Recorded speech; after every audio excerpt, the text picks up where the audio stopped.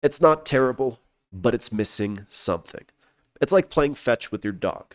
Kind of fun, but you're not going to do it for the next 7 hours. Almost. Almost. Little more to the left. How did this even happen? Welcome, everybody. My name is Zazul, and today is a bittersweet day for me. So I've had this love-hate toxic relationship with Scarlet and Violet for quite some time. First playthrough, I loved it. Replayed it, hated it. And this went on for a while. Eventually, I made myself a promise. I will not buy the DLC. But if you're watching this video now, you already know I have zero willpower. One episode of Horizons was all it took, and I knew I had to catch them all. This is just my experience of the game, and we'll be taking a look at the good, the bad, and the ugly as we try to answer the burning question. Was the DLC good, bad, or somewhere in between? Spoiler warning, we will be covering the story in great detail, so nothing is off limits. Or in other words, if you haven't played the game yet, you might want to do that now. But then come back. Please? Before we begin, a big thank you to each and every one of you watching right now. Every interaction with this video pushes my content further so more people can ask themselves, why am I still here? So consider hitting that like button, subscribe to the channel. The next video is Indigo Disc, and you don't want to miss out. With that out of the way, let's get into it. While struggling to master the art of sandwich crafting, I receive a phone call from my homeroom teacher, Jacques. He tells me about a school trip that happens once a year, a special collaboration with another school, and I happen to be one of the names chosen for this trip. This is especially important because limited spots are available and this opportunity doesn't get presented to everyone. It has nothing to do with me being the main character. With a bit of excitement, I make my way back to the academy to meet with Jacques, and when I enter the halls, he's nowhere to be found. Instead, we see a woman who looks like she couldn't decide which version of the game she wanted to be. Before she gets a chance to introduce herself, Jacques comes running in and apologizes for being late. He tells me how excited he is for me to go on this trip and wishes he could come too. Frustrated and unnoticed, the mystery woman gets our attention with one big ahem. Her name is Briar, and she's one of the teachers at Blueberry Academy. Just a little fun fact for you guys, for the DLC they didn't have the budget to keep the Spanish names for the academies, so this is what we have to work with.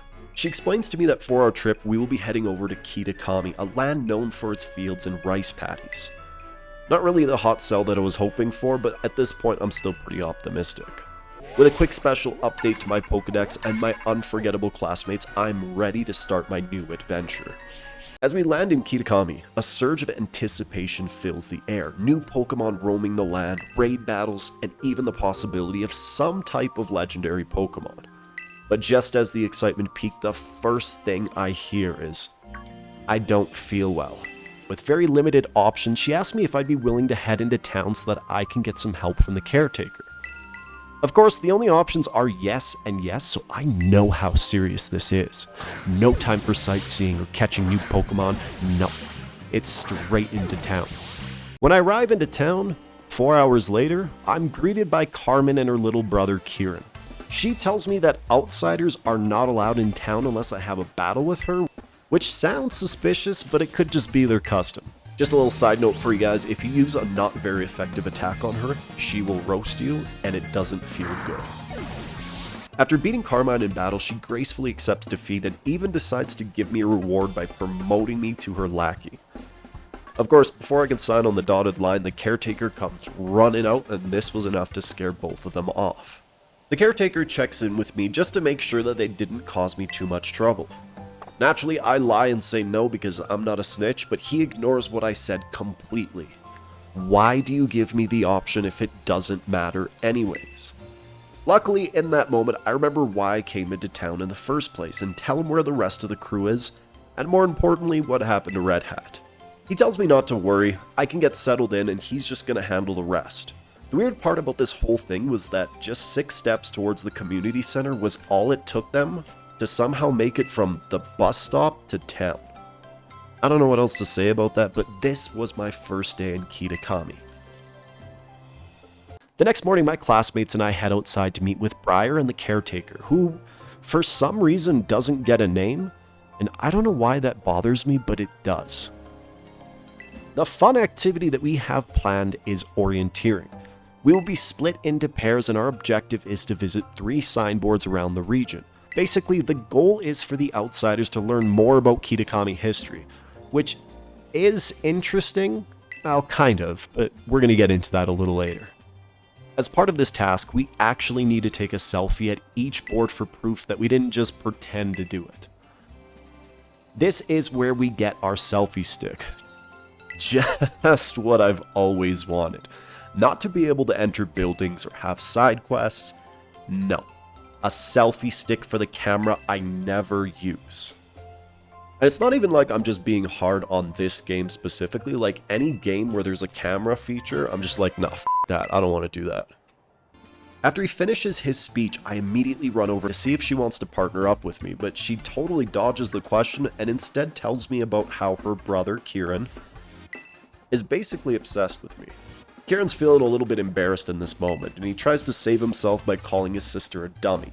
Now, being the good sister that she is, she responds lovingly by showing him her iron fist. To put more salt on the wound, she continues to embarrass him by asking me if I'd like to battle him. Yeah, nothing will ruin his self-esteem more than me crushing him in battle, so I happily accept.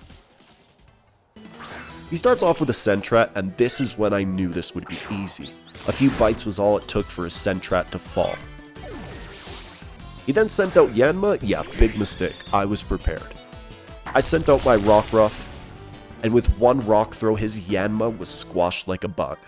And I guess 2 Pokemon was all he had, so this was an easy win. Right after the battle, Bluefest showed off his cheering skills, and honestly, I can never unsee this. Is he calling me chicken, or is he on my side? Carmine then suggests that Kieran and I pair up.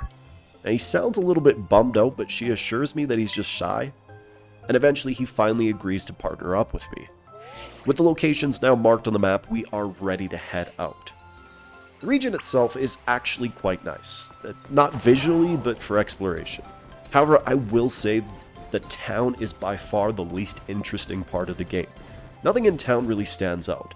There isn't anything memorable, and Game Freak also decided to continue the theme of not being able to enter buildings. It just kind of feels lazy, and with the exciting plot of reading signboards, I'm feeling a little bit ripped off. But at least I can catch a Vulpix now. After doing some low-level raid battles and catching a few interesting Pokemon, I decide, you know what, maybe I should finally meet with Kieran. When I arrive at the first location, he isn't there. And just like a good stalker, Kieran sneaks up on me quiet enough to make it feel like a jump scare. After realizing he scared me a little bit, he apologizes, puts his head down in shame, and now I kind of feel bad for making fun of him. We turn our attention to the signpost, and it actually tells a fairly interesting story. Long, long ago in the land of Kitakami, there lived a fearsome ogre. The ogre lived in the mountain and would frighten all who would venture there. One day, the ogre fell into a rage, causing fear in the village. Now, during this time, 3 brave Pokemon happened to be there, and they decided to come together in order to stop this menace. The trio laid down their lives in order to chase the ogre out of the village, and in tribute of our fallen heroes, a monument was built in their name, and this is how they received the title of the Loyal 3. While admiring the Loyal 3, Kieran takes a 180, and he started to praise the menacing ogre. This was the moment I thought this kid has to be a psychopath. He continues to defend his position by telling me how strong the ogre had to have been in order to defeat 3 Pokemon by itself, which is true, but the timing makes it sound worse than it is. Kieran's obsession with the ogre starts at a really young age. He would often visit the ogre's cave at night, hoping to meet it at last. Unfortunately for Kieran, the only excitement he had was all the adults yelling at him. After taking a really awkward photo with Kieran, he starts to get a little more excited for the trip, and you can see that he's starting to perk up a bit. Then he mentions sandwiches, and that was a big mistake. That's kind of like saying Beetlejuice 3 times because Koraidon bursted out of its Pokeball with excitement. He seemed a bit freaked out, but I told him, look, as long as you have a sandwich, you're going to be fine. While out and about, I bumped into the last person I ever expected to see, and now I just feel lied to. I came to check on how you're doing. I am your homeroom teacher. Yeah, still doesn't explain why you told me you weren't going to come in the first place, but okay, Jack. He invites me for a quick picnic, and while we're sitting there, an egg magically appears in the basket. This was weird because he only brought one Pokemon with him. Turns out he brought this egg with him and wanted to give it to me to take care of. So instead of just telling me that from the start like a normal person, he pretends that he doesn't know where it came from for a good 30 seconds. The good news is, when an NPC gives you an egg, it's usually something somewhat rare. Spoiler alert, it's Piplup, and I could not be happier. Now, I don't know if this changes. Like, if I were to start a new game and find him again, would I get, like, Chimchar or something like that? Never actually looked into it, but if any of you guys know, let me know in the comments section. After needing a break from catching, I make my way up to the second signboard. Kieran once again sneaks up on me, but this time, I'm prepared. Here the post talks a little bit more about the ogre. The different masks it wears gives different effects. Green mask, grass. Red, fire. You kinda get where this is going. Long story short, the trio ended up taking 3 of the 4 masks from the ogre, which greatly weakened it. And these masks currently reside in Kitakami Hall. This is important information for later. Kieran continues to praise the ogre. Despite being shunned by everyone, it didn't care and continues to live its life. He really admires the ogre for this, and seems like he relates to it because of this. The conversation then takes a bit of an unexpected turn. Turns out this little psycho wants me to visit the ogre's cave. Even though I was feeling the anxiety, I accepted his offer. The way I see it, as long as I can run faster than Kieran, the ogre will not eat me. While making my way up the mountain, I was introduced to a ton of new Pokemon to catch, and I love how distracting this gets. The issue is, I change my team like every 5 minutes and can never decide what I really want. Another thing that you start to notice as you progress through the DLC, the textures, yeah, they still suck. It's not even like I'm trying to be harsh to the game. Like, if you look at, like I think a good example of this would be the waterfall. That looks like something from, like, Mario 64. At the ogre's cave, Kieran gives me the standard Pokemon logic. If we have a battle, maybe the ogre will show. Not really sure if the ogre cares about battling, but I'll take any chance I can get to ruin his self-esteem. After the battle, to my surprise, he strokes my ego a little bit and tells me that if the ogre was watching, he would have been impressed by me. Since the ogre didn't show up, we decide to check the cave itself. And as soon as we make our way towards the entrance, the camera slowly pans over to some really strange looking feet. Inside the cave, Kieran feels bad for the ogre some more. He basically says that if he had the chance, he would let the ogre move in with him, because living alone must suck and he has plenty of room at his house. The problem is, when I ask can I move in, suddenly he doesn't have enough space. Not cool, Kieran. Not cool. Now that it's getting late, we really don't have enough time for the next signboard, but tonight is the Festival of Masks, the very same festival that was so hyped up in all the trailers for this game. So I need to head over to Kieran's house so we can properly prepare for the festival. When we arrive at Kieran's house, the interaction escalates quickly. After seeing Kieran with another person, his grandfather just sounds the alarm because his grandson finally has a friend. He even tries to verify this with me, but unfortunately the game doesn't let you be honest. Once again, my options are yes and yes, and I really dislike when they pretend you have options. Just nod, get it over with, and stop giving me the same answer twice. His grandparents were nice enough to give me an outfit for the festival, which means I finally get to experience the game without my school uniform.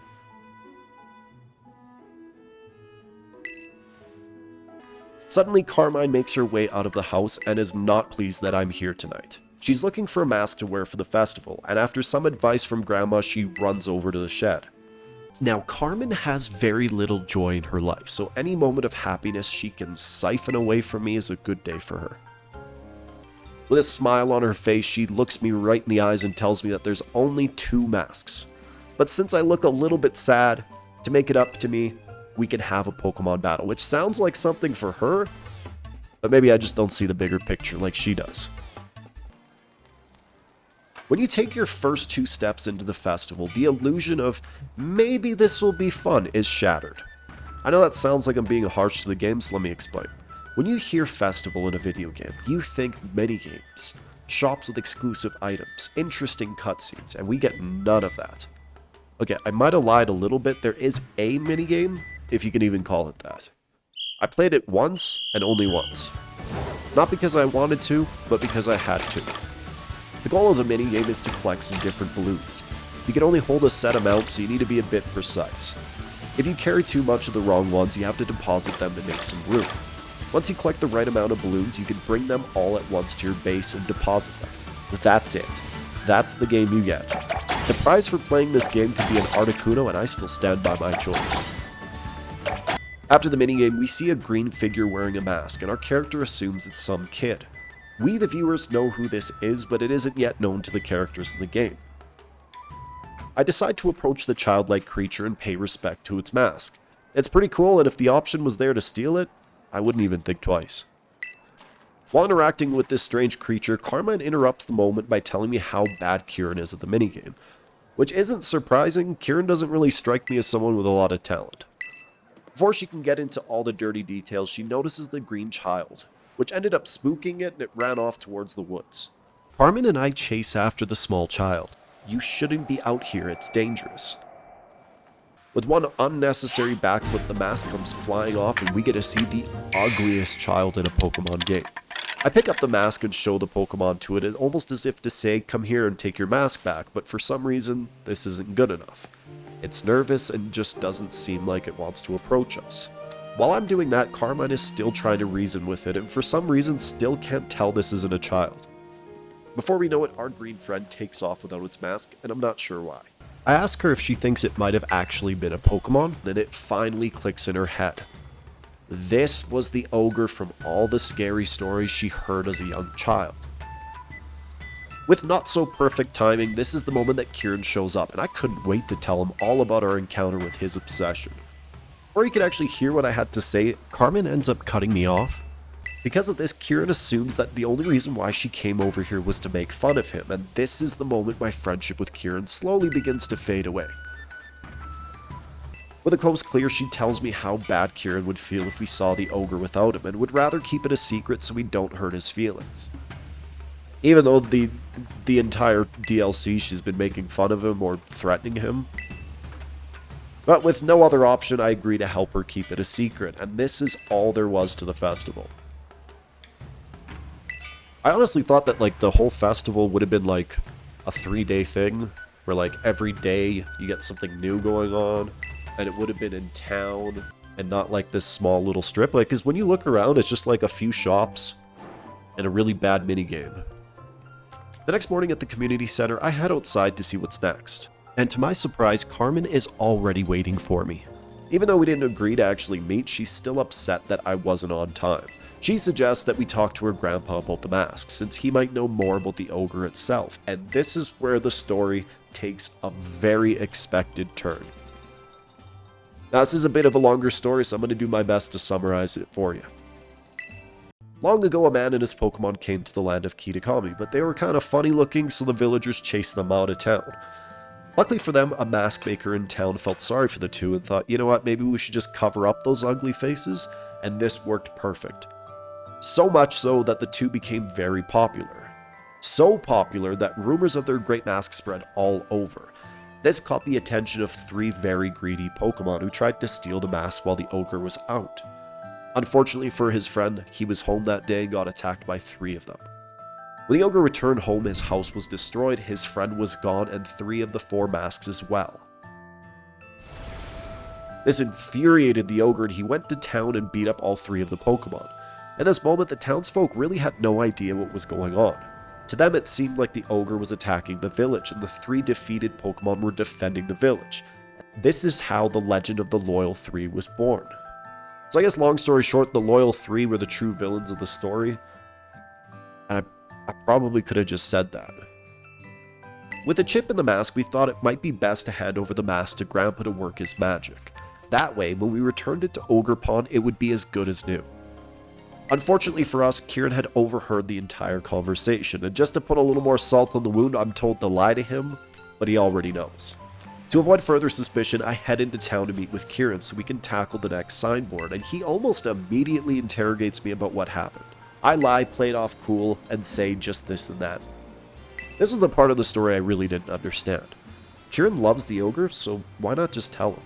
You could say that he would upset the town by telling them that the trio were the true villains, but the town already knows how obsessed Kieran is with the ogre. This would have been just like another Tuesday, so would this have really made a difference? Putting distance and upsetting Kieran just feels avoidable and intentional. It just feels like they really wanted us to take turns making friends with each sibling to set the stage for part 2. While out exploring, I stumble upon a cave with a trainer wearing the same mask as Kieran. Thinking absolutely nothing of it, I challenge her to a battle. The first Pokemon she throws out is a level 70 Raichu, and this feels like it should be illegal. They should warn you about this. But I guess maybe most people don't start the DLC at level 20, so with my tail tucked between my legs, I do the walk of shame back to the Pokemon Center. The more time I spend in this region, the more I start to see its flaws. Maybe the excitement wore off by this point, but going from the Area Zero storyline to this kind of felt like a downgrade. The entire journey just feels like a go here, and then when you're here, go there, and once you've done that, do this. Really not uncommon in video games, but considering this is a game about catching monsters, I feel like they could have had a better story than signboards and bipolar teenagers. While exploring, you feel like there isn't anything interesting happening. When you encounter a new Pokemon, that's exciting. But as soon as that's done, you come to the realization that there really isn't anything left to do. You could make the argument for raid battles, but you can only do that so much before you get bored of it. I've said this before, but having small missions or side quests would have helped make this a lot more exciting. Something that gives you purpose to explore this specific area. Why am I here? What do I need to find? What can I find? For a big game like Scarlet and Violet, my biggest complaint has always been that it just feels empty. After catching just about everything in the area, we make our way to the next location. This time, before I can even get a chance to read it, Kieran challenges me to a battle, almost as if he has something to prove. But sometimes life is a cruel bitch, and with another win under my belt, Kieran takes this loss different. He clenches his fist and mumbles, "It's because I'm weak." With a hint of anger in his voice, he then says, "Let's just get this over with." This was a drastic change from that awkward kid who didn't even know how to pose for the camera. What made this change even more unbelievable was that this all happened in like 2 days. Feeling a little bit strange about that interaction, I decide, you know what, maybe it's best I head to bed. So I ended up going back to the community center to figure out what to do next. The next morning, that kid with the funny walk swings by to let me know that Carmine has something going on at her place. Again, even though we never actually set a time, she's not a fan of me being late, so I rush over to see what's happening. This marked the next phase of our mission. Our objective is getting a crystal cluster so we can repair Ogerpon's mask. The way I see it, if we give it back now, I think it's safe to say probably won't catch him, so this part's pretty essential.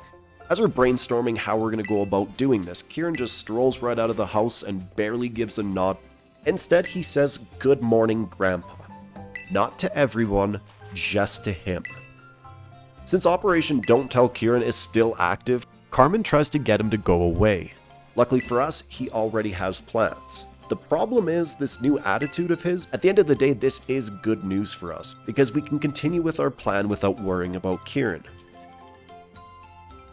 While on my way to the mountain, I start thinking a little bit more about my experience so far. It's not terrible, but it's missing something. It's like playing fetch with your dog. Kind of fun, but you're not going to do it for the next 7 hours. At the top of the mountain, we see large crystals submerged in the water. The question is, how do we get it out? Carmine comes up with the idea I can jump in and grab the crystals. Since she can't swim, I seem like the obvious choice. Now, I wasn't too fond of this plan, so while we were arguing back and forth, a Milotic jumps out of the water and prepares for an attack. This moment held promise. I'd been eager to catch a Milotic without relying on trades or external help. Unfortunately, in classic Pokemon fashion, this very exciting battle is only for show. Catching this Pokemon is not an option. Although considering you can catch a ton of starter Pokemons in Indigo Disc, I decide, you know what, let's let this slide. But if anybody's interested in getting a Milotic or a Scarlet Pokemon, drop a comment below and let's make a deal. With that out of the way, a crystal lies in the same spot the Milotic was. It seems to have brought it with it, which eliminates the need for Carmine to toss me in the water, so I was pretty happy about that. Finally, we can repair Ogerpon's mask, and this felt like it took longer than it should have. Just as we're about to take off, a character I'd almost forgotten about appeared out of nowhere. In this moment, Carmen's not too fond of her being in this sacred place, but luckily for her, Caretaker, who still doesn't have a name, gave her his blessings. She climbed up here for research purposes, studying terrestrialization, aiming to make this phenomenon possible for individuals outside of Paldea. With that, we depart and head back to her house because neither of us are interested in what she's saying. Instead of a happy ending, Grandpa greets us with really bad news. Turns out Kieran decided to make his move while we were out and steal the mask from his grandpa. The little bastard was just waiting for his opportunity to strike and none of us saw it coming. He said that Kieran was headed in the direction of Loyalty Plaza and this is going to be our next destination. While super prepared to scold Kieran, he pulls the Uno reverse card and confronts us instead. You knew the ogre wasn't bad. You treated me like an outcast when you met with the ogre. You're no different than the villagers back then. You were all laughing at me behind my back. Most of what Kieran said was true, but it was only I who was laughing at him. She tries to calm him down and tell him that that's not true, but he has like a mental breakdown and challenges me to another battle. The winner will get to keep the mask. Technically, Carmine could just bully him into giving us the mask back, but we decided, you know what, let's just take the high road and have a battle instead. Even though Kieran admits what he's doing isn't right, he still continues with his plan. I send out my Vulpix to torch his Yanma, and with just one hit, his Yanma's down. Next, his Cramorant took the field, and my only viable option was Florgato.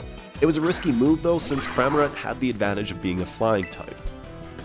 Luckily for us, our Grass Cat delivered a powerful enough attack to overcome it.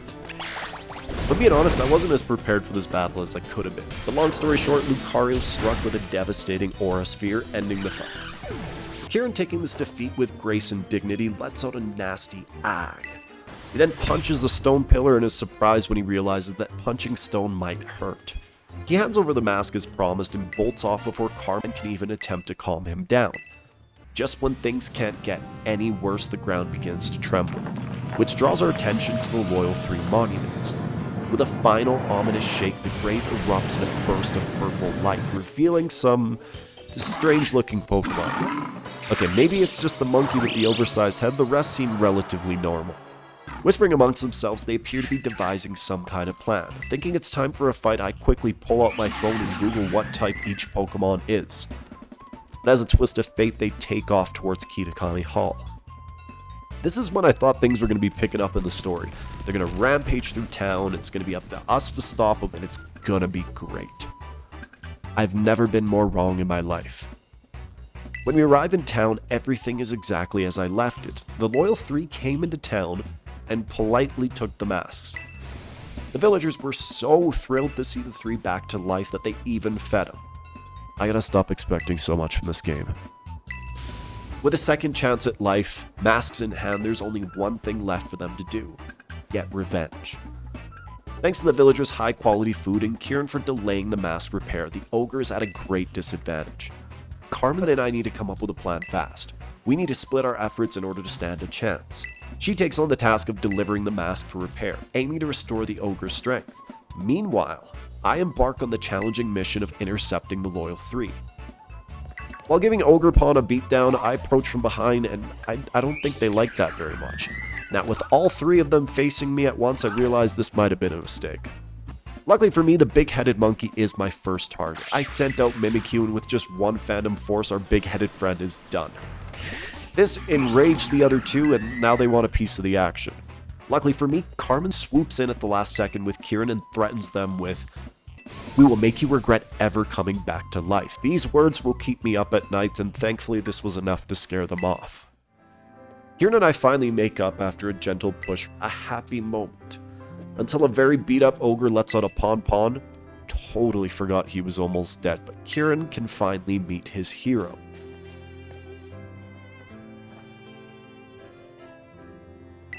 Our final task is to take down the trio and return all 3 masks. Like any game, we need to first gather intel, and the town was a great place to start. Carmen is the leader of the group, and Kieran has social anxiety, so the task to gather intel falls to me. After marking the locations on the map and one Pon cheer, Kieran decides that now is the time to tell us he isn't going. Which honestly wasn't a surprise. There's no trio battles, so one of them had to go. He says that he has things to do and takes off before we can find out what. Monkey Dory was the closest option, so we're going to tackle this one first. He is the easier one in my opinion. These are all set up to be similar to Titan battles. They're all oversized and only shrink when defeated. There's another little side note, Okidogi looked a little broken at first and I wasn't sure this would even work. This is another reminder of all the love that went into this game. After Okidogi, Kieran somehow finds us. I know he knew the locations, but we never actually said which one we were going to first. Basically, he wants us to come back to town with Ogerpon. Even though that sounds like a really bad idea, he tells us to just trust him, so like any idiot, I believe everything he says without question. When we arrive in the village, the moment is tense. Ogerpon hasn't returned to the village in a really long time and is noticeably nervous. But to its surprise, everyone begins to apologize and even compliment the ogre. While running around and taking down the trio, Kieran was spending his time convincing the villagers of Ogerpon's innocence. After realizing the wrong they've done, they wanted to apologize to Ogerpon directly. With an almost happy ending in sight, there is still one more twist and turn left in the story, taking Ogerpon home. As we prepare for our final goodbyes, Ogerpon rushes over to my character. My green friend isn't ready to say goodbye and wants to come with me. Then, just like a selfish 4-year-old, Kieran throws the biggest temper tantrum of the game. Instead of thinking about Ogerpon's feelings, he said, "No, fuck that, I want it." Even though Ogerpon clearly wants to come with me and not him, we decide to have a final battle. Winner gets the ogre. His first throw was a shift tree, but my Mimikyu was able to take it down with a few Phantom Forces. His next Pokemon was Poliwrath. Luckily for me, my Florgato evolved into a Meowscarada, and this water type stood no chance. Just to save you time on this very long video, Lucario came in, Aura Blast, done. I assumed I could just catch Ogerpon, but I guess they really wanted to show off his abilities. In this fight, you have to take him down 4 times. Each battle, he wears a different mask. This is important because this will determine his typing. As long as you have something for each type, one solid hit is all you really need. A little disappointing, but at this point I just want to get this over with. Catching Kieran's childhood hero was me taking things way too far. With rage filling his entire body, he let out one strong wah and took off. Probably not the best way to remember him, but I'm sure we'll see him in the Indigo Disc. The final day was spent with Carmine. After battling Kieran so much, she wanted a piece of the action too. More importantly, she wanted to do battle against Ogerpon. After the battle, it becomes clear to both of us that the journey is almost over, and very soon I will be heading back to Paldea. Realizing this, Carmen seems a little bit upset and has something that she really needs to get off her chest, but has a hard time to do it. This was the perfect moment for Briar to call and let us know that we should return to town as everyone's completed their mission. This was going to be the final goodbye.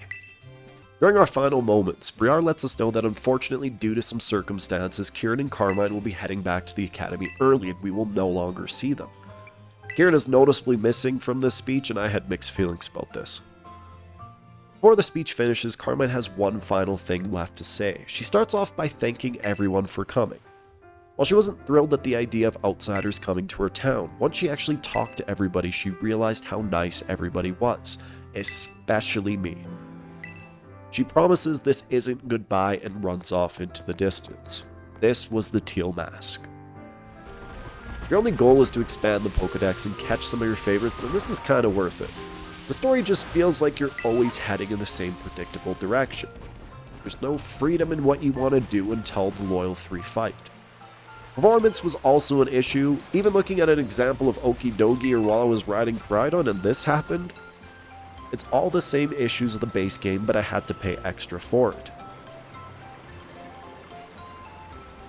Even while roaming around, the appeal wears off fast. There's nothing interesting to look at or explore, it's just the same thing with a slightly different terrain. That being said, it wasn't a total loss either. There's still a part that is what Pokemon has always been. Catching Pokemon, filling up your boxes, and struggling to decide what your new team should be. It's still exciting to see what's out there. And there are some aspects of the story I enjoy. There was just so much wasted potential. Despite its flaws, this game kept me playing until the very end. So with all things considered, this game is not great, not horrible, but somewhere in between out of 10. Thanks so much for watching, and if you're still with me, hit that like button, subscribe to the channel. Like I've already said 1,000 times, the Indigo Disc is next, and I'll see you in the next one.